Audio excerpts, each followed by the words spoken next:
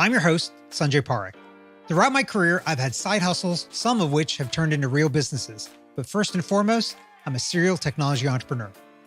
In the creator space, we hear plenty of advice on how to hustle harder and why you can sleep when you're dead. On this show, we ask new questions in hopes of getting new answers. Questions like, how can small businesses work smarter? How do you achieve balance between work and family? How can we redefine success in our businesses so that we don't burn out after year 3? Every week, I sit down with business founders at various stages of their side hustle to small business journey. These entrepreneurs are pushing the envelope while keeping their values. Keep listening for conversation, context, and camaraderie.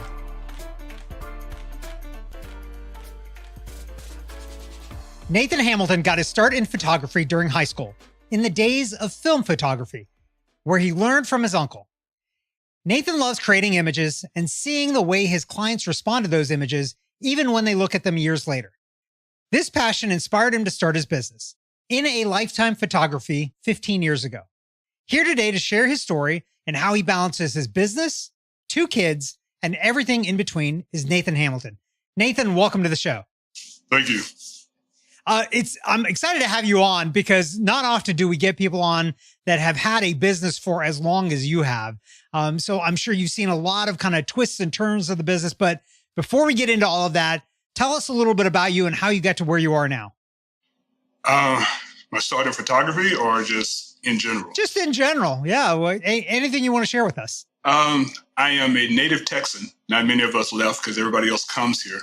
But been here all my life. Born and raised in the Houston area, which is, I'm northwest of that area now in Cypress. Was married, divorced now. Have 2 kids. My daughter's 35. I have a son who's 20. And other than my passion for photography, I am pretty much a sci-fi geek. So, yeah. Well, I think that's a whole sept podcast you and I can do, and we'll talk about the sci-fi stuff. So, okay, so you got your start, and kind of unlocking your love for photography during high school. How did that happen? Because I was, again, the bookworm and I liked chemistry. And I have an uncle who was a photographer. And back in the days when they put this stuff called film in cameras instead of cards, he would actually develop everything in a darkroom. And going through that whole chemical process intrigued me. And, to see how it worked and how everything did, and just kind of start following him from there. Yeah. And kind of going through the process and then getting people's reactions. Because I'm an introvert, but I like seeing people happy. So yeah, that kind of progressed and it kind of just took off from there. Yeah. So I'm imagining then you spent a lot of time in the dark room, like developing these photos along the way. What was, like understanding the chemistry of it, but what was like the most interesting part of that process for you? Because since it wasn't digital, you didn't know what you had until you actually went through the developing process. So right. To take the image that's in your head and shoot it. And then when you go through that process and see, okay, hey, I got exactly what I was thinking. Then having that kind of relief, basically, because you got the shot, but then knowing the client was going to like it also, so that was probably the best part of it. So it was really like, what I'm hearing is the surprise portion of that. And so now with digital, you don't have the surprise portion. I mean, you have the surprise portion for like half a second until you look on the screen. Do you feel like for you, has that changed the experience of being a photographer? It was an adjustment because initially I wouldn't even look at my camera. I would still wait until I got home to see if I got the shot rather than just looking at the back of the camera immediately. But that also helped me now because I can look and see what I have and make improvements and adjustments while I'm at the shoot. That way I can give my clients a better quality, of what they want. Right. So, okay. That it's super interesting that it initially, at least you didn't look at it, because you were kind of holding over, but let's talk about you as an entrepreneur. Was this, I mean, you started this, I guess, in high school, but you didn't actually start the company until after that. But was there examples of entrepreneurs in the family? Like, was your uncle an entrepreneur, or like, were there other entrepreneurs in your family, or? On my dad's side of the family, there were. Uh-huh. My grandmother had her own business. I had two aunts who had their own businesses. So, and then, I had uncles who were musicians, and so they had their gigs and things that they would do. So the business stuff was on my dad's side of the family. So right. Okay. taking risks, taking chances, doing it on your own. I kind of learned that from them. Yeah. Okay. So, so as you were doing this in high school, did you do this as kind of like a side hustle? Were you making money with your love of photography then, or was this just fun? It was fun at first, but I kept getting asked to do it. Then it was like, okay, well, if people are going to keep asking me, then maybe I can make money from this. So that's how it turned, because I kept, hey, can you do me a favor? Hey, can you do me a favor? And I'm like, okay, I need to start getting paid for these favors. So I went from there. Yeah. So how long after kind of high school is it that you got official with starting a company? I would say probably maybe 10 years after high school. Oh, so what happened in between there? Were you working? What were you doing and then shifting to this? Yeah. I was working, the little retail jobs, the working weekends and all of that, and didn't like that schedule. So I had to start finding things that would kind of give me free time, because I had my daughter in my 20s and I wanted to be more available for her, and retail just didn't do it, because you're working nights, you're working every weekend, and I needed more available time because I'm a dad now. So that allowed me to make that transition. And I was doing photography, but then I also started working for a photo lab. So that kind of gave me the best of both worlds. So I still had stable income, but I also was exercising my passion. Yeah. So it's an interesting dichotomy you bring up there. Like, you needed more free time, but the way you got more free time was by starting a business, which traditionally is not viewed as a way of getting more free time, right? That's the way of getting rid of your free time. So how did you balance those things? Well, the photography allowed me to set my own schedule. Right. So that if I didn't want to work a weekend, I didn't have to. If I didn't want to work at night, I didn't have to. So I could take those daytime events. I could take one wedding in the afternoon, or one on a Sunday morning, or something like that. So I had the freedom to make my schedule, which was a lot better than, okay, hey, you have to work Christmas this weekend, or hey, you have to work, the day after Thanksgiving, so I had more freedom. Even though it was more work, it was still more freedom. Right. Right. Yeah. When you're an employee, you basically have to take the schedule that you're given rather than the other way around. Exactly. So the other thing that happens too, with starting a business is, look, you're a relatively new dad at that point, or you have young kids. That's a lot of stress. Starting a business is a lot of stress too. So how did you manage that aspect of it? Because just getting started, like, where are your clients coming from, right? Like, what do you do to get started there? A lot of support came from family. My daughter, her mom, grandparents, all of that. So they were, hey, okay, we got it, so I still had time, but they were very supportive. And then as far as getting clients, again, most of it was initially friends and family, but I learned the hard way, which is something I would probably tell somebody not to do now. But I learned the hard way. Okay, hey, you're going to have to go out and find them. So I did my first bridal show about maybe a couple of years after I got started. And that's how I started getting my consistent base of clients, was from doing trade shows, bridal shows, advertising, things like that. Stuff I wish I had known early on that I didn't find out till later. Yeah. So what does that entail, doing a bridal show? Does that mean going to a show and having a booth, or what does that mean? Yeah. So you're going to take your work, and initially I didn't have a lot of work. I had maybe 2 albums and a couple of enlargements, and I had this 10 by 10 booth, and I guess it was simple enough, but my work was good enough that I was able to get a steady flow of clients. And the booth, you have like hundreds of brides coming through that whole 2-day weekend, because it was both Saturday and Sunday.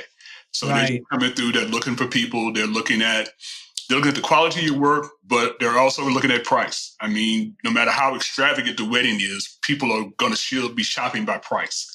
Yeah. So I was still fairly new, so I was cheap. so that helped. Okay. But it allowed me to get a portfolio. It allowed me to grow from there. Then I could afford to advertise more. I could get into the magazines because this was before internet. So you could get into the magazines. You could, do more trade shows. So the more work you had, the more you could be seen. It's basically and that's what they wanted. Yeah. Were you, that's one of the things I think a lot of people are concerned about of getting a booth of a show like this is that I don't have enough stuff to make it look like I'm doing what I'm saying I'm doing. Like, how did you deal with, like you said, you only had a couple of albums. Like, how did you deal with having this 10 by whatever size booth and it was just you, like you didn't even have people, right? And it was just you. And like, how do you make it look like, no, I am a legitimate photographer, not just some guy that walked off the street? It pushed the introvert out of me, basically, because you have to be confident, because even though you don't have a lot, you have to still act like you know what you're doing, So they have to have confidence in your skill, even if you're not showing a lot. But then it's the quality of the work. So they don't need a table full of albums and 20 prints behind you. If the quality of the work you have is good enough, they can see that and know you're confident enough. And confident, not cocky, but if you're confident enough, they can see the skill and they're most likely going to go with you. Yeah. So it's just a matter of reassuring them that you know what you're doing. Even if and the focus, especially with brides, is to focus on them. If you make it all about them, it's not a problem, Yeah. There's another interesting thing that you've actually touched on a couple of times that I like to dive into is being an introvert. And a lot of people view being an entrepreneur, being a founder, and doing a side hustle as something that you have to be extroverted about. You have to already be that way. And it's funny because I'm very similar to you. When I was in college, I was more of an introvert, and that kind of changed for me during college and really amplified when I did my first startup to become an extrovert. But how do you, as somebody that, you still, it sounds like you define yourself still as an introvert. How do you manage that flip and your mentality? Because it is very different being an extrovert versus an introvert. When I'm working, I basically put the hat on. And that's probably the simplest way I can explain it, because I kind of just put myself in that mode that for that time, this is what I have to do. So I can, use my voice to be commanding. I can, talk. I can crack the jokes. I can make people smile. I can do all of that because it's required for the job. I'm still sincere. I'm still myself, but it's that part of me that I push out to make sure that the client's comfortable, because at that point, that's who I'm focusing on. So it's basically, like you said, it's flipping that switch. So I just kind of put myself in that mode for that time. So, it was just short term. Yeah. So for a lot of people that are either introvert or extrovert, they kind of have to recharge their batteries in the way that makes sense, right? Extroverts recharge their batteries by being around people, introverts by being by themselves. So how do you deal with that? Because it's probably pretty draining as an introvert, having to be kind of on and engage with people. How do you work with that? How do you figure that out for yourself? I limit the number of events I take at one time. So if I do an 8 to 10 hour wedding on a Saturday, I won't be seen on Sunday. Because I need that recharge. So that's my recovery time.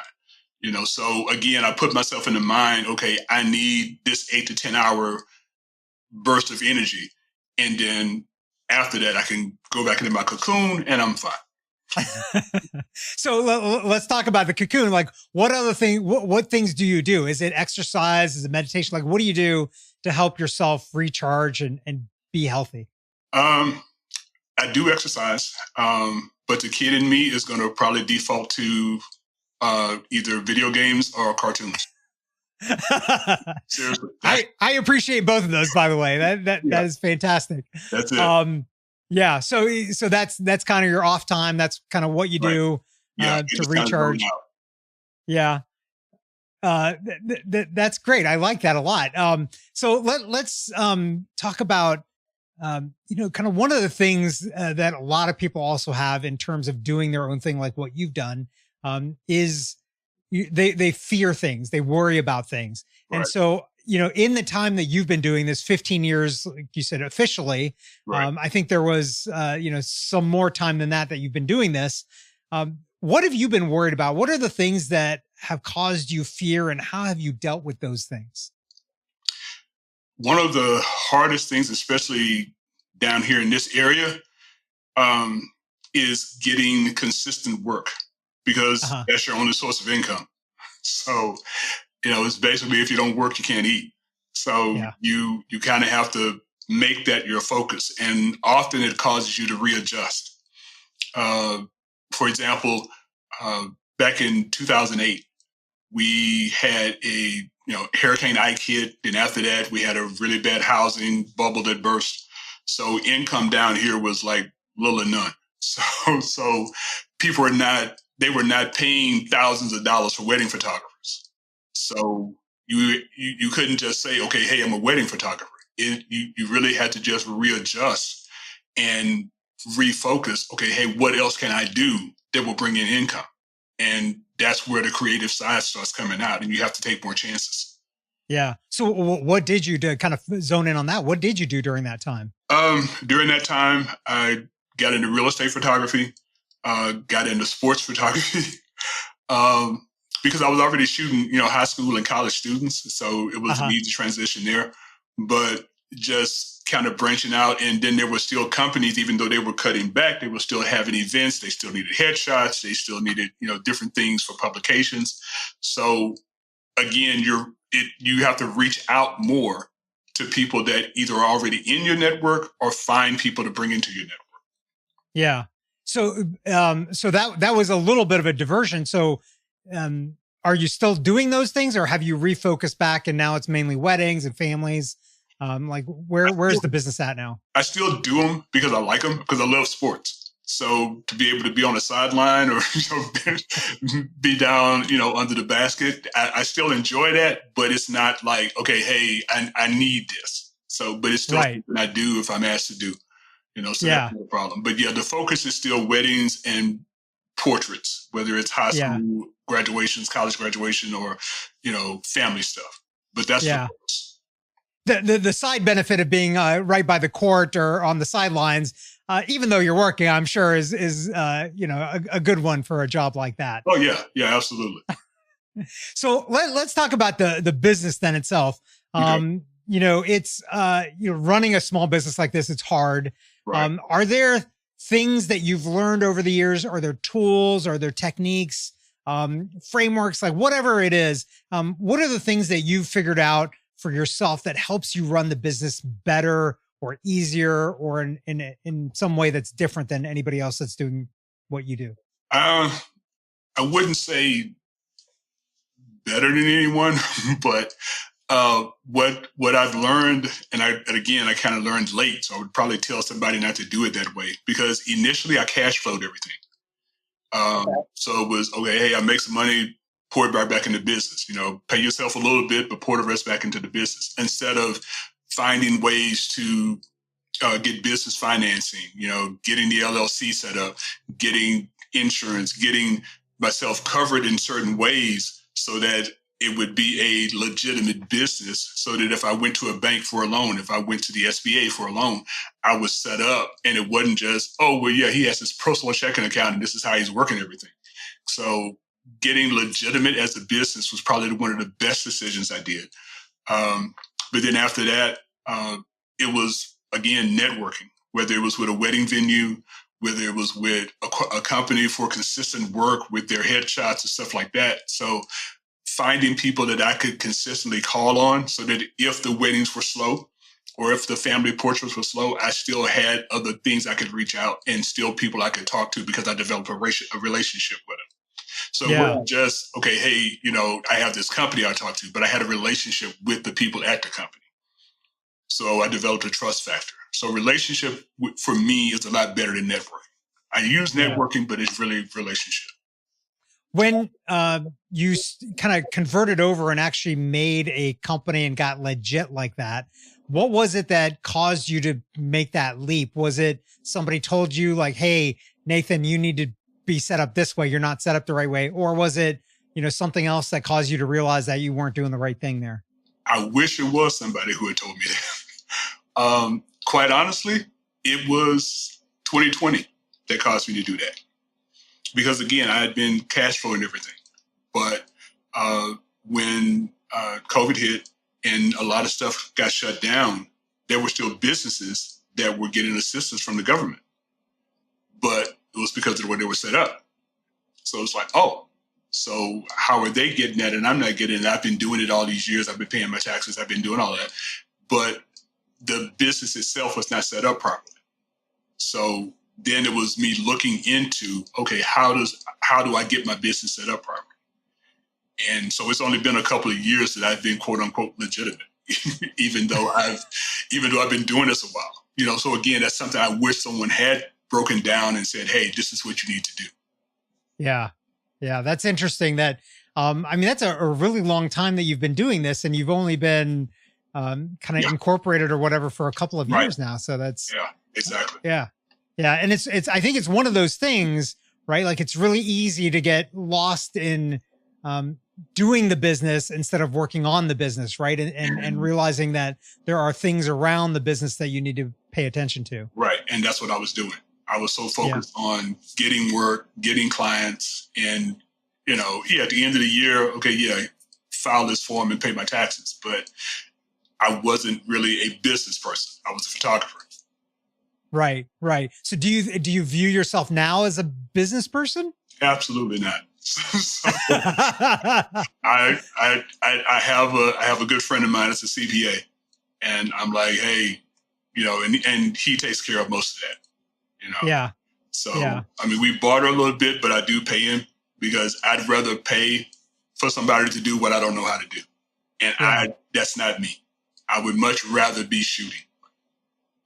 So that was going to be my next question. Is that something that you want to learn over time, or no? It's not something that you care about at all. No, yeah, I would much just like in the house. I'm not trying to lay carpet or fix tile or anything like that. So, I can hire this person to do that. Yeah, how much of that? Fine, because I would much rather make sure it's done right than for me to be watching HGTV and screw it up. So yeah. That absolutely makes sense. So let's talk about that. That's a great piece of advice for anybody that's listening that might be thinking about doing a side hustle or turning that into a small business. Yeah. What other pieces of advice do you have for somebody that's thinking about starting their own side hustle? Make sure you have support from either friends or family. Because even though the term they use now is solopreneur, even though you may be doing it alone, you can't do it alone. You'll get burned out. So either get a couple of good friends who are going to hold you accountable, no matter what the business is. In my case, I have other photographer friends that I can reach out to. We can network, we can talk, we can kind of hold each other up. So having a support group around you, whether it's friends, family, other vendors in the same field, but don't try to do it all yourself. Yeah. You touched on an interesting point right there is being held accountable, right? Like that's a hard thing when you're doing something like this on your own. Right. How do you make sure that you're pushing as hard as you need to every single day? Do you have a group that you talk about like once a week, once a month about how things are going and challenges and things like that? Or what do you do for that? Part of it is that, again, some of the photographers that I know will get together about maybe once a month, check in with each other, see how things are going. But the other part is my family, because I got to make sure that I'm, just on a personal side note, my son is on the autism spectrum. So when he was younger, there was a lot of, therapy and things like that. So all that had to go on, all that had to be paid for. So it was making sure I could be available for him. So when you have a purpose and when you have other people you're accountable for, then that kind of energizes you to just step up and do what you need to do, because you can't half step because there are other people you're responsible for. Yeah. Yeah, absolutely. Okay. So there's actually a question I've been waiting to ask this whole time. And I think hopefully our listeners want to know this too. So you're a top-notch photographer. Most of us have no idea what we're doing with photography. So what are one or two hints for us taking pictures so that we can do probably not your level of photos, but maybe a little bit better? Like what can we do to take better photos? Be yourself. Don't try to be the top-notch photographer, because we're not top-notch. We it's just been, years of experience of us screwing up that, makes us look like we know what we're doing. But whether it's a camera phone or whether you go out and get the same camera we have, it's, either ask questions, learn the equipment, and because it's not just the equipment. It's okay, I have this $5,000 camera. Let me go take great pictures. If it's like trying to drive a Lamborghini and you can't drive a Civic, so learn the equipment, get comfortable with the equipment, and just enjoy it. Don't really try to work at it, just enjoy it. And most of the best shots, especially with, people who don't do it for a living, most of their best shots are going to be the ones they're not trying to get. Yeah. Yeah. I've seen incredible photos that people have taken on just camera phones, right? Like just smartphones. Exactly. And it's incredible. I sometimes I see some of those photos and I'm like, I don't think I could take that photo, but maybe they weren't trying to either and they just got it. I have a friend of mine who lives in Hawaii, and she sent me a shot of a double rainbow that she took with her camera phone. And I'm like, I'm literally jealous because the shot was that good. You know? So it doesn't take a whole lot. It's just capture what your eye sees. Yeah. Instead of sometimes trying to make it a perfect shot, just take the shot. Yeah. Sometimes it's just right place, right time. And it just happens. Exactly. Well, Nathan, this has been fantastic. Where can our listeners find and connect with you in case they want to? My website is ialphoto.com, or if they just search for my company name, In a Lifetime Photography. I'm, again, located northwest of Houston in Cypress, Texas. Suburb, but if they look for a Houston photographer, they'll find me. I'm on Facebook. I'm on Instagram. I'm on TikTok reluctantly, but I'm still there. So and phone numbers are public as well. So and I even try to help other photographers coming up, because again, I try to give what I wish someone had given me. So if there's someone starting out in business, hey, what do I need to do? How do I need to do this? Then I try to make myself available for that too. Awesome. This has been great, Nathan. Thanks so much for coming on. Thank you. Thank you for listening to this week's episode of the Side Hustle to Small Business podcast, powered by Hiscox. To learn more about how Hiscox can help protect your small business through intelligent insurance solutions, visit hiscox.com. That's HISCOX.com. And if you have a story you want to hear on this podcast, please visit hiscox.com/share your story. I'm your host, Sanjay Parekh. You can find me on Twitter at Sanjay, that's SANJAY, or on my website at sanjayparekh.com.